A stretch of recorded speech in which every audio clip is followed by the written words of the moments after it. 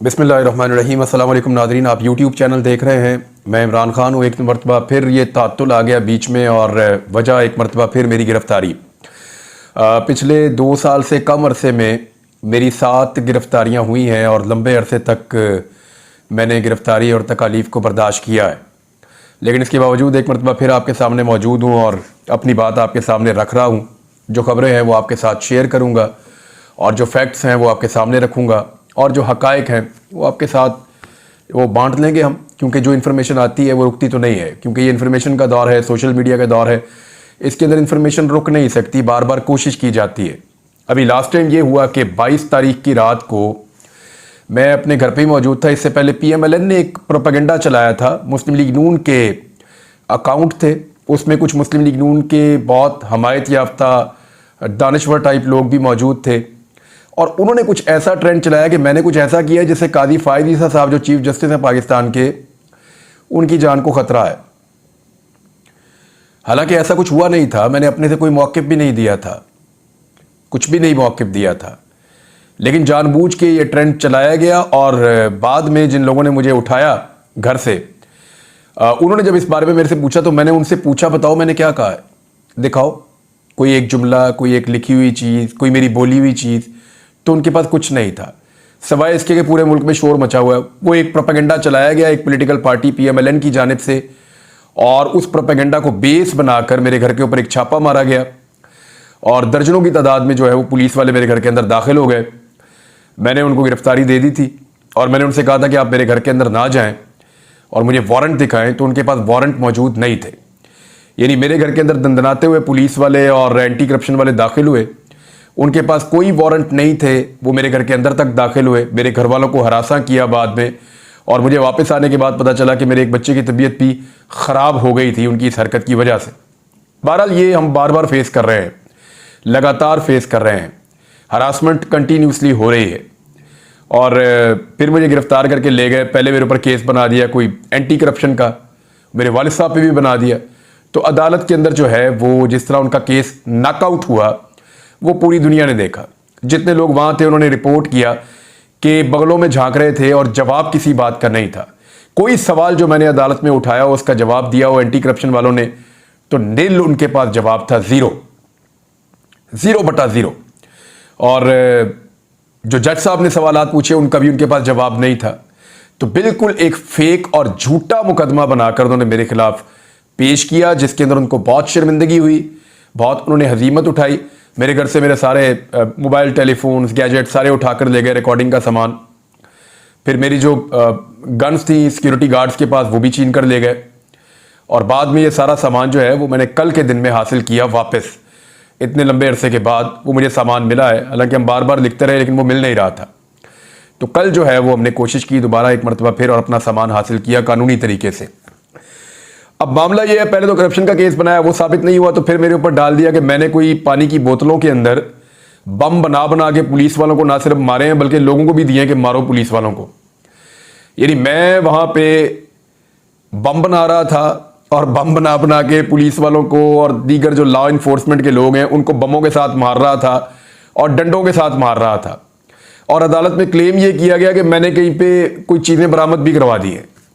मैंने तो जज साहब के सामने ही पूछा, वो जो प्रोसिक्यूशन की टीम थी, मैंने कहा आपने मरना नहीं है, वो अल्लाह को जवाब नहीं देना आपने जाके। यानी ये कैसे हो सकता है कि आप यहां अदालत में खड़े होकर, इस जगह पे सच बोलना होता है, झूठी गवाही नहीं देनी होती, आप यहां पे खड़े होकर कह रहे हैं कि मैंने बम मारे हैं और मैंने डंडे बरामद करवा दिए और चीजें आपने मेरे से बरामद भी कर ली हैं। How is it possible? मुझे तो जब गिरफ्तार किया गया इस केस के अंदर तो मेरे से एक लफ्ज भी इस दहशतगर्दी के बारे में या इस लड़ाई के बारे में पूछा ही नहीं गया। बहरहाल ये सारे झूठे मुकदमा थे, इनका जो अंजाम होना था, इससे पहले भी जो अंजाम होना था वही हुआ और अभी भी इन केसेस का जो अंजाम होना है वो सबके सामने है और जो इन केसेस की दुर्गत बनी है वो भी आपके सामने है। लेकिन ये सारा कुछ हो क्यों रहा है? मुझे ऐसा महसूस हुआ कि ये सारा कुछ इसलिए हुआ कि एक नई हुकूमत बन रही है और एक ऐसी हुकूमत बन रही है जिसके पास अवाम का मैंडेट नहीं है। ये मैं नहीं कह रहा, पूरी दुनिया कह रही है। मैं नहीं कह रहा, पाकिस्तान के तमाम सहाफ़ी, चाहे वो PMLN के कैंप में हो, यानी कई ऐसे सहाफ़ी हैं जो PMLN को, नवाज शरीफ को, शहबाज शरीफ को बहुत पसंद करते हैं, लेकिन वो भी अपने मुंह से कहते हैं कि बदतरीन धांधली की गई है PMLN की हुकूमत बनाने के लिए। ऐसे सहाफ़ी जो पसंद करते हैं, इमरान खान के मुखालिफ हैं, वो भी ये कह रहे हैं कि इमरान खान के साथ बहुत बुरा सलूक हुआ इस इलेक्शन में और उनका जीता हुआ इलेक्शन उनको हरवा दिया गया। तहरीक इंसाफ का क्लेम है कि 180 नशिस्तें, और मैंने 8 तारीख की रात को जो वीलॉग किया था 11 से 12 बजे के दौरान आपने वो देखा था, उसमें मैंने ये कह दिया था 8 फरवरी की रात को, और आपको बता दिया था कि 179 इतनी नशिस्तों पे पाकिस्तान तहरीक इंसाफ आगे चल रही है। अब तहरीक इंसाफ का क्लेम है कि 180 या इससे ज़्यादा नशिस्तों पर वो जीत रहे थे और उनके पास 2/3 अक्सरियत बड़ी आसानी के साथ मौजूद थी। तो तहरीक इंसाफ की 2/3 अक्सरियत उनके बकौल छीन ली गई, और ये जो अक्सरियत है इसको सादा अक्सरियत में कन्वर्ट करके पीपल्स पार्टी में, PMLN में और बाकी जमातों में ये सीटें बांट दी गई। फजलुर रहमान साहब को इन सीटों में हिस्सा नहीं मिला। जब फजलुर रहमान साहब को उतना बड़ा हिस्सा नहीं मिल रहा जो वो एक्सपेक्ट कर रहे थे, तो उनका जो फ्रस्ट्रेशन है या गुस्सा है वो आपको आजकल दिखाई दे रहा है। वो गिले शिकवे भी कर रहे हैं, इदारों से कर रहे हैं, निज़ाम से कर रहे हैं, और बार बार वो ये कह रहे हैं कि उनके साथ ज्यादती हुई है और वो इस धांधली को तस्लीम नहीं करेंगे। ये जनाब फजलुर रहमान साहब कह रहे हैं। अब हुकूमत जब बन रही थी तो मुझे ऐसा लगा कि आवाज़ों को दबाने के लिए मुझे उठाया गया, और भी सहाफ़ियों को गिरफ्तार किया गया। इस्लामाबाद में गिरफ्तारी हुई, बाकी सहाफ़ियों को हरासा किया गया, थ्रेट किया गया। सहाफ़ी बार बार इसके बारे में बताते रहे। तो एक तो मैं शुक्रिया अदा करना चाहता हूँ तमाम सहाफ़ियों का, ख़ास तौर पे जिन लोगों ने आवाज़ उठाई पूरे पाकिस्तान के अंदर, और बिलखुसूस उन सहाफ़ियों का जो मेरे लिए अदालतों में आए, ख़ास तौर पे कोर्ट रिपोर्टर्स, करंट अफेयर्स के एंकर्स और ऐसे एंकर्स जो इंफोटेनमेंट के प्रोग्राम्स करते हैं, वो भी हमारे बहुत अच्छे दोस्त हैं, वो भी आए। जो लोग सोशल मीडिया के ऊपर अपने वीलॉग्स करते हैं, प्रोग्राम्स करते हैं, वो भी आए। तो मैं तमाम सहाफ़ियों का दिल की गहराइयों से शुक्रिया अदा करता हूँ कि वो इस मुश्किल वक्त में आवाज़ बने कि सहाफ़ियों को बंद करना, उनकी आवाज़ें दबाना, ये दुरुस्त इक़दाम नहीं है। अब धांधली की बात खाली मैं तो नहीं कर रहा, पाकिस्तान के हर शहर की गली कूचे की दीवारों पे लिखा हुआ है कि जीता कौन है। यानी जो शिकस्त है, ये लफ्ज़ पाकिस्तान में सामने दीवार के ऊपर लिखा हुआ है, पत्थर पे लकीर लिखी हुई है कि कौन सी पॉलिटिकल पार्टी पाकिस्तान में इलेक्शन जीती है। बच्चे बच्चे से आप पूछ लें, गली गली, मोहल्ले मोहल्ले के अंदर, हर शहर के अंदर, हर कस्बे के अंदर, हर गांव के अंदर, हर बंदा आपको बताएगा कि ये इलेक्शन इमरान खान की पार्टी जीती है या इमरान खान के हमायत याफ्ता उम्मीदवार जीते हैं। लेकिन साथ ही आपको वो ये बताएंगे कि उसके बाद एक धांधली हुई, फॉर्म 45 के बजाय फॉर्म 47 जारी किए गए जो फॉर्म 45 के मुताबिक नहीं थे, और फॉर्म 47 की जो पर्ची है उसके ऊपर शहबाज शरीफ को वफाक में और मरियम नवाज को पंजाब में हुकूमत दे दी गई। मैंने आपको एक खबर दी थी और मैंने आपसे कहा था कि बहुत बदमज़ा होने वाले हैं नवाज शरीफ। नवाज शरीफ के लिए अच्छी खबर नहीं है, नवाज शरीफ को इक़्तिदार नहीं मिलेगा, और वो खबर सच साबित हुई और आप सारे इस बात के गवाह हैं। अब मैं आपको बताता हूं, सिर्फ चंद महीनों की मौजें हैं और उसके बाद इस हुकूमत के साथ जो होनी है वो सारा तमाशा आप भी देखेंगे। किस बुनियाद पे मैं ये बात कह रहा हूं, आने वाले वीलॉग में वो सारी बुनियादें मैं आपके सामने रखूंगा, लेकिन आज कुछ अहम चीजें हैं वो आपके साथ मैं शेयर कर देता हूं। सबसे पहली चीज ये है कि साइफर का मुकदमा, मैंने आपसे अर्ज किया था जब ये मुकदमा तीनों, एक साइफर का था, एक इद्दत में निकाह का था और एक तोशा खाना का था, जिस उजलत के अंदर एक हफ्ते के अंदर अंदर ये सारे मुकदमात के फैसले सुनाए गए और जिस तरीके से रात के टाइम पे अदालतें लगाई गई, जिस तरीके से हक ही नहीं दिया गया इमरान खान साहब के या शाह महमूद कुरैशी साहब के वकला को कि वो वहां पे दलाइल दें या वहां पे जरा करें। तो जब ये सारी चीजें खत्म हो रही थी तो मैं आपको कह रहा था कि इन ट्रायल्स के अंदर जानबूझकर ऐसी गलतियां मुझे दिखाई दे रही हैं जिनका फायदा आने वाले दिनों में इमरान खान को या शाह महमूद कुरैशी को होगा, और अगली स्टेज के अंदर जो अदालतों के अंदर ये केसेस जाएंगे तो ये उड़ जाएंगे केसेस, इनकी कोई हैसियत नहीं रहेगी। अब इस्लामाबाद के अंदर ये केस लगा है, इसके कुछ फैक्ट्स हैं जो मैं आपके साथ शेयर कर देता हूं साइफर वाले मुकदमे के। और इस केस के अंदर इस्लामाबाद हाई कोर्ट के जो चीफ जस्टिस हैं वो इस केस को सुन रहे हैं।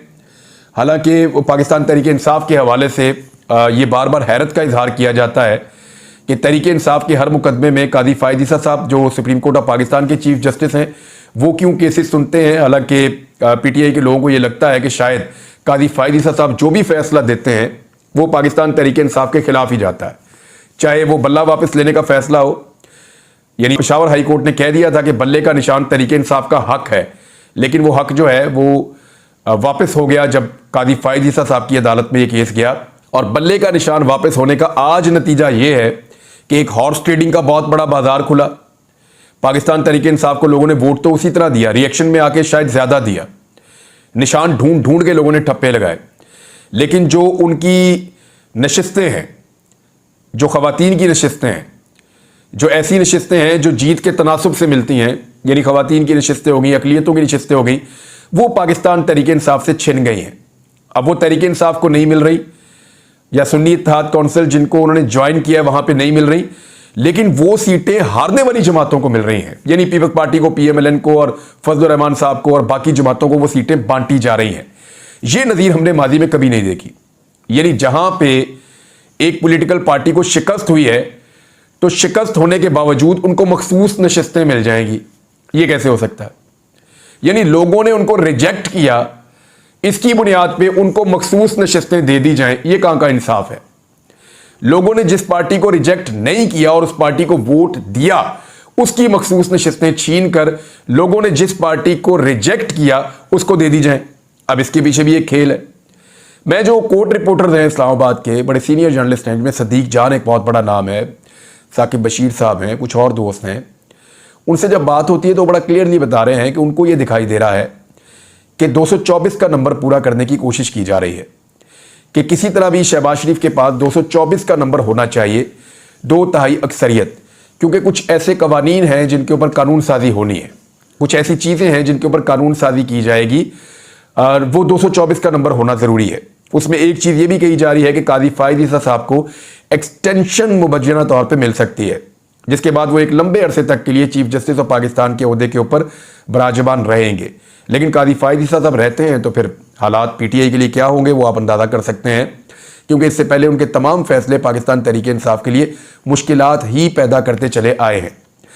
अब इसी तरह इस्लामाबाद हाई कोर्ट के जो चीफ जस्टिस हैं, वो जब केस सुनते हैं पाकिस्तान तहरीक इंसाफ का, तो तहरीक इंसाफ के लोगों को हैरत होती है कि एक तासुर बना हुआ है कि ये इस्लामाबाद हाई कोर्ट के चीफ जस्टिस तहरीक इंसाफ के खिलाफ ही फैसला आएगा, इनकी तरफ से जब भी आएगा। इससे पहले ऐसी कुछ मिसालें मौजूद भी हैं, तो वो भी इस केस को सुन रहे हैं। साइफर वाला केस उनके पास आया, लेकिन केस में इतनी बड़ी बड़ी गलतियां हैं जो पॉइंट आउट हुई हैं, बहुत सारी चीज़ें हैं, आपने बहुत सारी चीज़ें आप तक पहुंच भी गई होंगी। मैं सीधा चीज़ें आपको बता देता हूं। सलमान सफदर साहब जो हैं वो वकील हैं पाकिस्तान तहरीक इंसाफ के बानी इमरान खान साहब के, और इनके अलावा जो है वो शाह महमूद कुरैशी साहब जो हैं, उनके ऊपर भी यही केस है। इस केस की जब समाअत हुई तो उन्होंने कहा जी 5 अक्टूबर 2022 को एक इंक्वायरी शुरू होती है इस केस से मुताल्लिक। ये सलमान सफदर साहब अदालत को बता रहे हैं। उन्होंने कहा कि इस हवाले से, इस इंक्वायरी के हवाले से कोई दस्तावेजात अदालती रिकॉर्ड पर नहीं है। ये बहुत अहम नुक्ता है। फिर उन्होंने कहा कि अगर ये दस्तावेज ही रिकॉर्ड पर नहीं है तो केस की बुनियाद ही नहीं है, केस तो खत्म हो गया, शुरू होने से पहले ही केस खत्म हो जाएगा। और ये बड़ा अहम नुक्ता है, जिस चीज की बुनियाद के ऊपर ये सारा केस खड़ा किया गया वो बुनियाद ही मौजूद नहीं है अदालती रिकॉर्ड के अंदर। फिर तफ्तीशी अफसर ने अपने बयान में यह बताया कि 5 अक्टूबर को इंक्वायरी DGFIA की हदायत पर शुरू हुई। DGFIA ने अगर हदायत दी है तो उनका बयान रिकॉर्ड होना चाहिए था, और वो इस केस में गवाह भी नहीं बने। ये भी एक बड़ा अहम नुक्ता है। साथ उन्होंने कहा इंक्वायरी कंप्लेंट दायर होने से पहले शुरू हुई, यानी एक तरफ अभी तक कंप्लेंट दायर नहीं हुई, शिकायत दर्ज होने से पहले ही इंक्वायरी शुरू हो गई। इस तरह तो पूरा का पूरा स्ट्रक्चर ही तबाह हो गया इस मुकदमे का। यह है जी पाकिस्तान तहरीक इंसाफ के केस का एक हिस्सा। दूसरा हिस्सा इसका यह कहता है कि जिस उजलत के अंदर यह ट्रायल हुआ यह बहुत अजीब है। अच्छा, यह मामला जो है ये जजेस ने भी उठाया, यानी जस्टिस मियां गुल हसन औरंगजेब साहब ने कहा कि ट्रायल की इतनी जल्दी क्या थी, ये उन्होंने सवाल उठाया। इस पर वकील साहब ने कहा कि शायद ये किसी डेडलाइन को पहुंचना चाह रहे थे, और वो आप लोगों को आइडिया है कि इलेक्शन क्योंकि बिल्कुल सर पे था, तो उससे पहले पाकिस्तान तहरीक इंसाफ के बानी चेयरमैन इमरान खान को पे दर पे सजाएं सुनाई गई 31 साल तक, और इससे ये तासुर बनाया गया कि शायद इससे लोग मायूस हो जाएंगे और वो फिर इमरान खान को वोट नहीं डालेंगे कि इस बंदे ने तो 30-31 साल जेल में ही रहना है, तो जिस बंदे ने जेल में ही रहना है तो उसको वोट डालने का फायदा क्या, तो शायद वोटर बाहर नहीं निकलेगा। लेकिन ये फॉर्मूला काम नहीं किया, लोगों ने हैरान परेशान कर दिया 8 फरवरी को। और शिकस्त जो है, जैसे मैंने पहले आपको कहा कि पाकिस्तान में हर दरो दीवार के ऊपर शिकस्त को लिख दिया पाकिस्तानियों ने। जिसने आज पढ़ना है आज पढ़ ले, जिसने कल पढ़ना है कल पढ़ ले, जिसने 1 साल के बाद पढ़ना है वो 1 साल के बाद पढ़ ले, लेकिन 6 महीने मैं आपको बता रहा हूँ वो एक ऐसा टाइम है कि उसके बीच में बहुत सारी चीज़ें बदलेगी। जैसे नवाज शरीफ बहुत बदमज़ा हुए थे, अभी और बहुत सारे लोग बदमज़ा होने वाले हैं। अब आ जाएं इस बात के ऊपर कि अदालत ने किस तरीके से सरकारी वकला को मुकर्रर किया इमरान खान के बिहाफ पे और शाह महमूद कुरैशी के बिहाफ पे, और किस तरीके से जल्दी जल्दी नोटिस और डेडलाइंस जारी की, और वो नोटिस जो है वो ऊपर नीचे जारी कर दिए आधे आधे घंटे के वक्फे के अंदर। ये वकला ने सारी चीज़ें आज रखी हैं अदालत के सामने। तो मैंने आपसे कहा था कि चाहे वो तोशा खाना का ट्रायल है, चाहे वो साइफर का ट्रायल है, अब ये साइफर वाला ट्रायल जो है इसको लाइव टीवी पे दिखाना चाहिए। आज कुछ सहाफ़ी ये कह रहे थे, वो कह रहे थे अदालतों में आज हमने जो मनाजिर देखे हैं ना इमरान साहब, इसको तो टीवी के ऊपर लाइव दिखाना चाहिए ताकि पाकिस्तानियों को पता चले कि कानून के साथ कैसा भोंडा मजाक हुआ है साइफर के ट्रायल में, और इतनी गलतियां हैं उसके अंदर कि ये टिक ही नहीं पाएगा अदालत में। अब डिपेंड करता है कि अदालत कितनी जल्दी और कैसा इंसाफ फराहम करती है। इसी तरह जो तोशा खाना केस है वो भी नहीं ठहर पाएगा, और इद्दत में निकाह वाला केस तो वैसे ही मज़ायका खेद है, वो भी उड़ जाएगा। अगर ये मुकदमात खत्म हो जाते हैं तो इमरान खान साहब को आज़ादी मिलना यकीनी हो जाएगा, क्योंकि कल भी वो 2 मुकदमात में से निकल गए हैं इमरान खान साहब। जो उनके ऊपर मुकदमात बनाए गए थे कोई तशद्दुद के और दीगर चीज़ों के, उसमें से इमरान खान साहब कल भी बरी हुए हैं। तो इस तरह वो चीज़ों में से निकलते चले जा रहे हैं। अगर ये मुकदमात ख़त्म हो जाते हैं आला अदलिया से, तो उसके बाद इमरान खान साहब की आज़ादी के रास्ते की रुकावटें दूर हो जाएंगी। कुछ और खबरें भी हैं जिनमें हसन और हुसैन नवाज साहब के मुकदमात जो हैं वो एकदम ही छूमंतर हो गए। यानी जो लोग 7 साल से उनके मुकदमात ख़त्म नहीं होते वो 7 घंटे के अंदर ख़त्म हो गए, वो वापस आए और आके छा गए। यानी हैरत होती है पाकिस्तान के निज़ाम के ऊपर कि अगर वो किसी को इंसाफ देने पे तुल जाए निज़ाम, तो इतनी स्पीड में इंसाफ देता है कि इंसाफ भी हैरान हो जाता है। और अगर इंसाफ ना मिल रहा हो तो क्या होता है वो भी आपके सामने है। यानी दोनों भाई आए, ऐसा लगता है फरमाइश पे आए, आते ही इंसाफ लिया। जैसे नवाज शरीफ साहब आए थे, उनको आते ही कैसे प्लेट में रख के इंसाफ, एयरपोर्ट पे इंसाफ चल के गया नवाज शरीफ को मिलने के लिए, और नवाज शरीफ साहब की दहलीज के ऊपर उनको इंसाफ मिल रहा था। ये भी होता है इस मुल्क के अंदर, आप देख सकते हैं। नवाज शरीफ साहब के वापस बाहर जाने की खबरें हैं। वैसे उनका अब जाना ही बनता है नवाज शरीफ साहब का, क्योंकि उनको अपने आप को एक नई लड़ाई के लिए तैयार करना है। इस्लामाबाद के हलकों में बाज़गश्त है कि नवाज शरीफ साहब जो उनके साथ ज्यादती हुई है, जो उनकी अपनी पार्टी के लोग कह रहे हैं कि नवाज शरीफ के साथ ज्यादती हुई है, नवाज शरीफ साहब इस ज्यादती को ज़्यादा देर तक बर्दाश्त नहीं कर पाएंगे। सिंध के डाकू है कच्चे के, उनके बारे में बात करनी है। नेक्स्ट वीलॉग में आपके साथ बात करूंगा। अली अमीन गंडापुर के वारंट हैं, उनके ऊपर भी बात करेंगे। लेकिन 1-2 चीज़ें मैं आपके साथ शेयर कर देता हूं जाते जाते। एक तो खैबर पख्तूनख्वा की जो गवर्नमेंट के लोग हैं उन्होंने कहा कि अगर इमरान खान साहब की सिक्योरिटी का इशू है तो उनको हमारे हवाले किया जाए। इस खबर को आप फेंक नहीं सकते। कुछ और भी इशूज़ हैं, पाकिस्तान में दहशतगर्दी के वाक़यात बढ़ रहे हैं और पाकिस्तानी फोर्सेस उनसे निमट रही हैं। गुज़िश्ता दिनों हमारे कुछ जवान शहीद भी हुए हैं। अल्लाह ताला जो है वो पाकिस्तान के लिए आसानियाँ पैदा करे। हमने दहशतगर्दी की लड़ाई को पहले भी जीता है, इस लड़ाई को हम फिर भी जीत लेंगे।